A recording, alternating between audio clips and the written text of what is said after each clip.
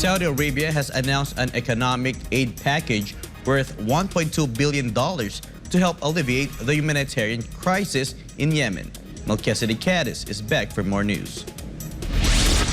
Yemen is suffering from years of devastation and humanitarian disasters caused by the ongoing civil war, which started in 2014. The war pushed the country into a state of severe crisis. Yemen is facing problems such as currency depreciation, high costs, and lack of essential services, while famine, cholera, and COVID-19 pose risk to the nation. According to the United Nations, around 16 million Yemenis are at risk of starvation, while more than 20 million people are in need of humanitarian assistance. In 2017, Saudi Arabia has been the single largest donor of humanitarian aid to Yemen, providing more than $840 million in humanitarian assistance.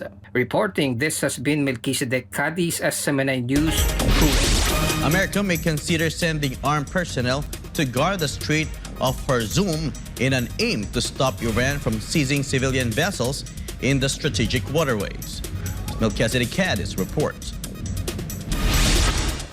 Assalamu alaikum. Tensions between Iran and the United States are bound to escalate further after American officials announced they plan to send armed personnel on commercial ships traveling through the Strait of Hormuz.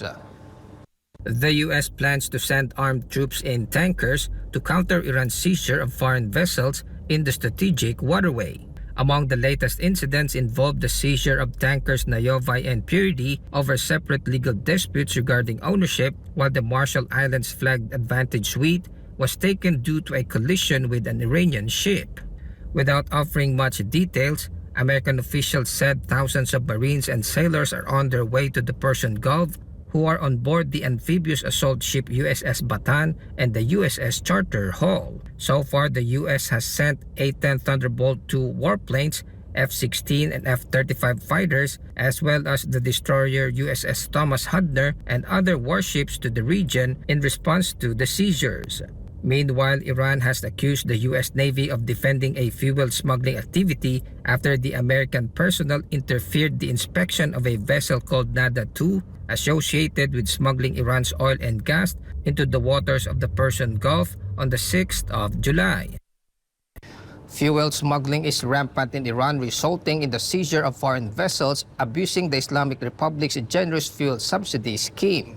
Foreign vessels would buy heavily subsidized fuel within the country and smuggle it to neighboring states, where it can be sold nearer to market price, hence providing an opportunity for higher profits. Barakallahu jami'an, kan hada Melchezedek Cadiz, akhbar SMNI, Kuwait. Qatar has deployed more humanitarian aid for the conflict-stricken families in Sudan as fighting intensifies in the Northeast African country. Ronel Mirabel has the rest of the details. Assalamu alaikum. A Qatari airplane carrying 14 tons of food and medical supplies arrived in Sudan as conflict enters more than 100 days.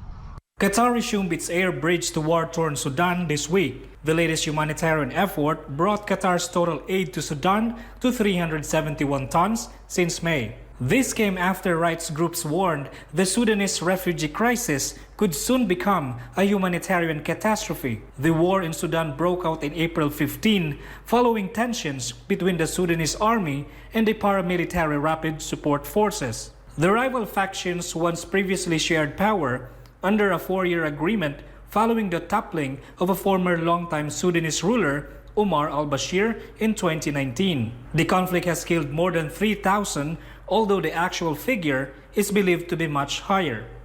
Sudan has extended the closure of civilian airspace until August 15, with flights for humanitarian and evacuation purposes exempted from the measure. Al-Takrir min al-Dawakan Hada Ronel Mirabel, SMNI News, Qatar.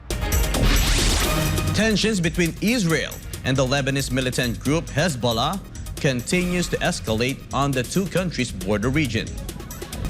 Tensions between Israel and the Lebanese militant group Hezbollah continues to escalate on the two countries' border region. Footage captured on Thursday shows the battle-scarred Ain al-Hulwa, a Palestinian refugee camp peppered with bullet holes in the aftermath of renewed clashes between rival factions despite a ceasefire agreement. The fighting on Wednesday in Ain al-Huwa, the largest of 12 Palestinian refugee camps in Lebanon, was reportedly the most deadly since the clashes began on Sunday, although had calmed the following day. The conflict between hardline Islamist groups and the Fatah movement, backed by Palestinian President Abbas, has left at least 13 people dead, 60 wounded, and as many as 20,000 displaced near the port of city of Saida. Lebanon's Prime Minister Najib Mikati has threatened to send his army to the said refugee camp. Palestinian leaders called the conflict a heinous massacre and a terrorist assassination of national security forces who were striving to keep the camp and its residents safe. To note, more than 60,000 people are believed to live in the area, according to the United Nations Relief and Works Agency for Palestine refugees in the Near East.